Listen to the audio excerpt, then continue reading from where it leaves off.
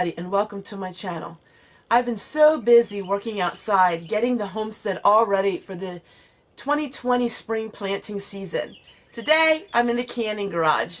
Yes, I love being in here, and it's starting to get warm enough that I can spend some days in here. So I was really organizing and working.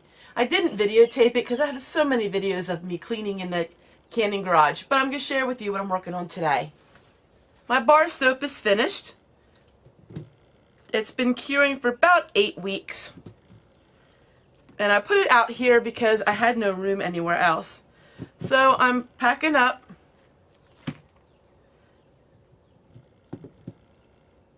all of this bar soap.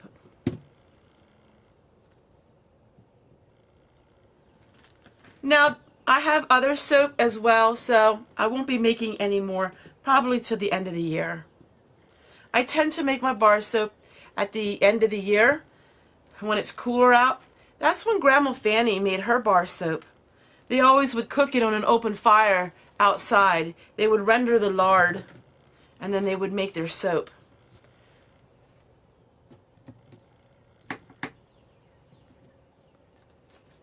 Now I won't keep this outside. I'll bring it into my pantry. If you didn't see my Amish soap recipe, I'll share with you in the video at the end of this one. You have to remember, whenever I talk about a video, that video is always at the end of the video that I'm making. So I always send you the links and everything you need to know.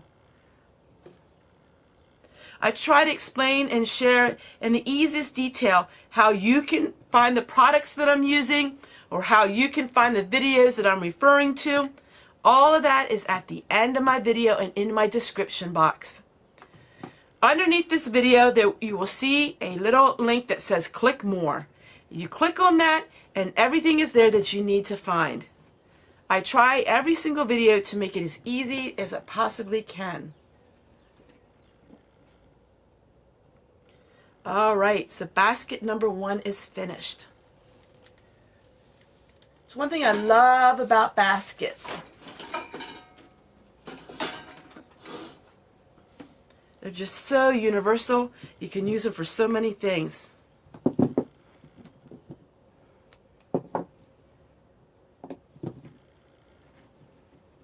Some of the soap I use for my laundry soap, which I'm making laundry soap coming up next because I'm totally out of it. I am using everything I have here on the homestead. I have not bought anything for weeks now, and I'm just using what I have. Back in December, whenever I got any kind of money or anything, I used that to build my supplies for when times were lean. And times are lean right now. And so now I have the supplies that I had. You know, instead of buying myself a new outfit or a new pair of shoes, I use that money to buy things that I know I'm going to need on the homestead. Today I'm going to make some homemade laundry soap. I've made this hundreds of times, and so I'm just going to do it really quickly, and you can watch me.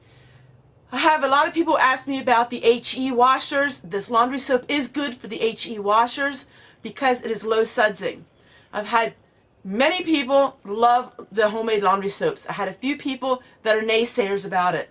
There are some things you need to understand. One thing is, depending on your water, if you have city water, if you have treated water, your laundry soap may be different than somebody like me who's on a well. Also, it just all depends on so many factors. I don't use any other laundry soap but my homemade laundry soap. My homemade laundry soap does not have borax in it, so I'm able to use this water to water my plants. I even water my vegetables now with it, simply because I don't have borax.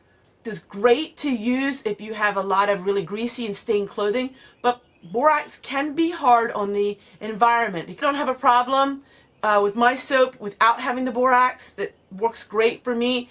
It's money saving, very much money saving, because you don't use much of it.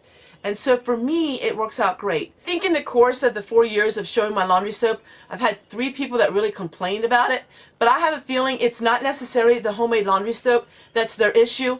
I really think maybe it's something else with their water, something else going on there, because it really is great stuff. And I love it. It works out great for me. Another thing you have to understand is homemade products are not going to look the same as store-bought. Store-bought products have things to make your clothes, make it suds.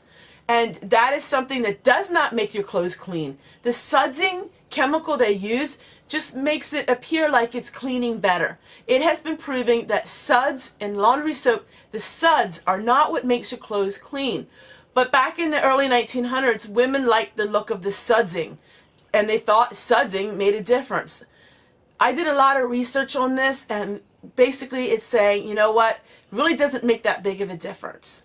So homemade products are not going to look like store-bought products. And you know, we're so accustomed to store-bought products. We're accustomed to where it looks like, the way it acts, the way it does things. But homemade products aren't that way because you don't have all those chemicals.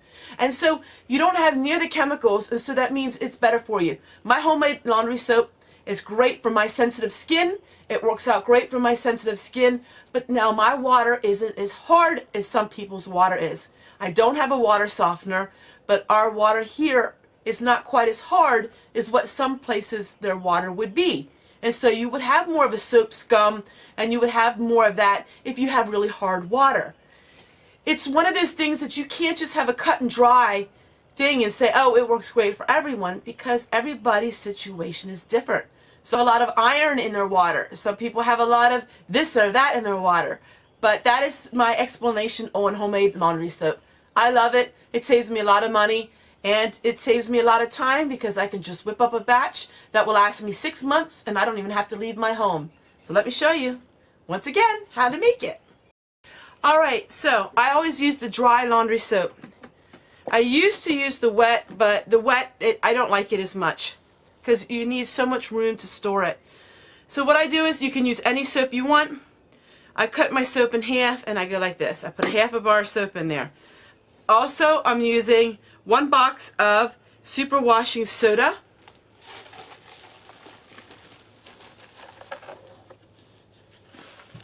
And then I found some of this OxyClean. This was laying around in my cupboard. I don't know how old it is or when I got it, but I'm going to use it up because I want to get rid of it.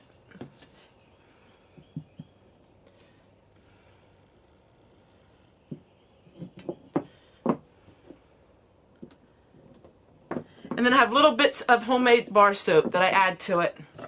Alright, and then all we do is, we're going to mix it up really fine. And I do this in small batches, and then I pour it into my containers. So, let me get started. So now we're going to use a little bit of some essential oil. This here is actually oil for soaps, and we're going to use some cranberry. And we're going to mix it up just a little more.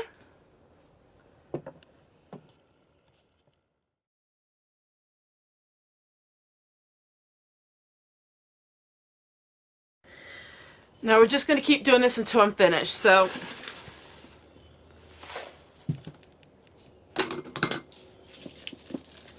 I'll probably do this about 3 times. Alright, so this is what it looks like. Just looks like regular laundry soap. I know there's hundreds and hundreds of videos on laundry soap. So I just wanted to share with you a little bit my thoughts on it. And I really wanted to share with you how I do it. These jars, I don't know, a long time ago at the thrift store, and I use these jars to put my soap in.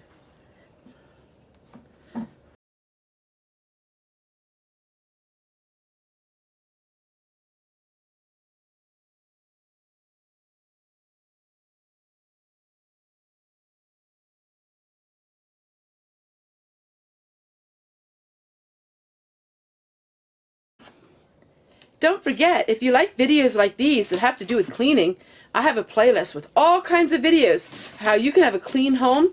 It's easier on the environment, and it's also very frugal. Take a look below at my playlist.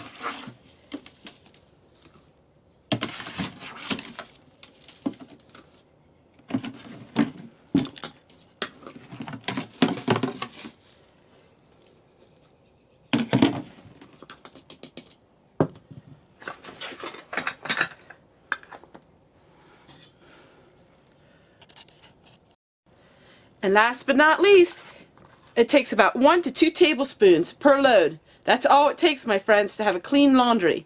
1 to 2 tablespoons per load.